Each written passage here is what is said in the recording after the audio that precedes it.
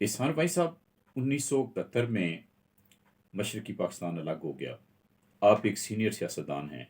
باقی پاکستان کی سیاست پہ اس کے کیا اثرات ہوئے تقسیم کے؟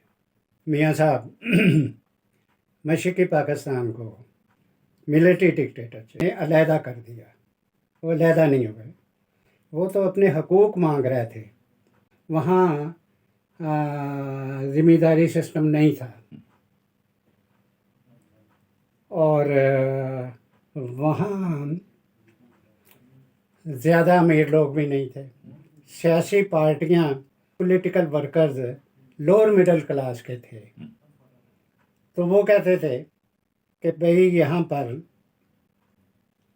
جمہوریت ہونی چاہیے ملک میں، ہمارے معاشی، تعلیمی اور تمام دیگر رائٹس ملنے چاہیے. انہوں نے فیصلہ یہ کیا تھا کہ ہم انہیں علیحدہ کر دیں، اور علیحدہ کرنے کے بعد اس باقی جو خطہ بچے گا 4 صوبوں کا، اس پر ساری زندگی خود رول کریں، کیونکہ یہ جمہوریت مانگتے ہیں.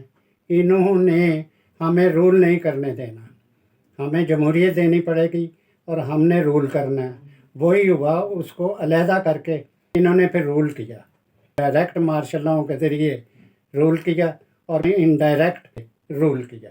ہمیں نتائج یہ ملے کہ اس وقت ہر پولیٹیکل شخص، اپوزیشن والا ہو یا حکمران ہو، سیاسی پارٹیوں کے سربراہ ہوں، ہر ایک برملا یہ کہہ رہے ہیں کہ ہم ڈیفالٹ کر رہے ہیں. میں فقیر کا لفظ تو نہیں استعمال کروں گا. آج ہمیں ہمارے ہمسائے، باہر کے تو ڈیولپڈ کنٹریز تو اپنی جگہ، ہمارے ہمسائے ہم سے ڈرتے ہیں، گھبراتے ہیں کہ یہ آئے ہیں، یہ کچھ مانگنے آئے ہیں، اور ہم مانگتے ہیں جا کے. سعودی عربیہ جاتے ہیں، انہیں کہتے ہیں دو. چائنا جاتے ہیں، انہیں کہتے ہیں دو. اور جس ملک میں جاتے ہیں انہیں کہتے ہیں پیسے چاہیے، ہم ڈیفالٹ کر رہے ہیں. تو ان کو علیحدہ کرنے کے اثرات آپ نے کہا کہ کیا مرتب ہوئے. ان کو علیحدہ کرنے کے بعد یہاں پر عوام محروم ہیں اپنے حقوق سے. وہ علیحدہ ہو کے سکھی ہیں، وہ معاشی طور پہ ڈیولپ کر گئے ہیں. ہم ان کو علیحدہ کرنے کے بعد یہاں پہنچ گئے ہیں کہ ہمیں قرض کوئی نہیں دیتا، تو ہم سے لوگ ڈرتے ہیں. ہمارے پاسپورٹ کو ایک طرف کر کے رکھ دیتے ہیں، اور وہ کہتے ہیں دوسرے ملک کی یہ میسیج امیگرینٹس کہ یہ دہشت گرد ہیں. ان کو علیحدہ کرنے کے بعد ہمارے ڈکٹیٹر دہشت گردی لائے، اور دہشت گردی بھی صرف ڈالروں کے لیے. ہماری حکمران آمریت اتنی نہل تھی. مشرقی پاکستان کی جو علیحدگی ہوئی، اس کے نفسیاتی کیا اثرات ہوئے؟ یہ جھوٹ بولتے رہے. جنرل یحییٰ خان، وہ اس وقت 8 بجے کی خبریں ہوتی تھیں، ریڈیو پر، ٹی وی تو تھے نہیں. تو اس وقت وہ ریڈیو پہ تقریر کرتے ہوئے کہہ رہا تھا کہ ہم انڈیا کی فوج کو شکست دے رہے ہیں، ہم فتح کر رہے ہیں.